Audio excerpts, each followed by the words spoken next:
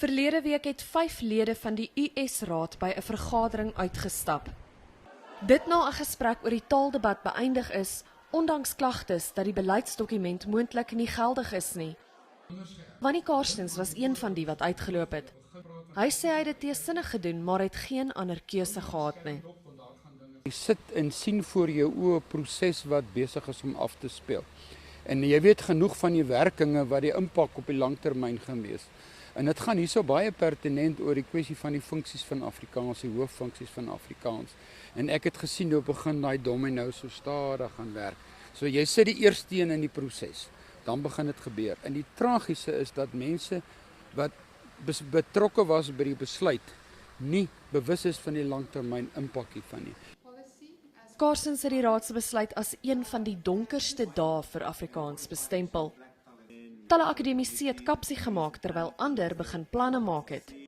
Die bekende skrywer Hans Du Plessis se Facebook pleidooi dat die NWU se Potch kampus die een tuiste moet wees waar Afrikaans bly, het baie steun gekry.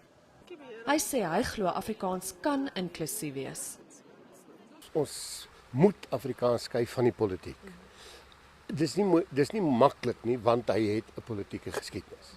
Nou moet ons op 'n manier so saamwerk en minder daaroor beklei en meer verstaan, maar die taal Afrikaans is wyer, ouer as wit Afrikaans of bruin Afrikaans. Dit is 'n erfenis van ons almal saam. En daarom wil ek hê ons moet hom uit die politiek uithaal. Want ek het nie gedink die reaksie gaan so wees nie. Ek het gedink daar's al so 1000 mense seker kyk. En ek dink vanoggend was dit 160.000 wat trek en nou nie. Nee, dit het my net verstom en oortuig daarvan. Dat daar meer mense is wat oor die saak dink as wat ons gedink het en dat ons hom kalm kan doen, ons hoef nie daaroor te beklei nie. Maar die feit is, ons praat namens baie jong mense. En dit kom jy agter op Facebook.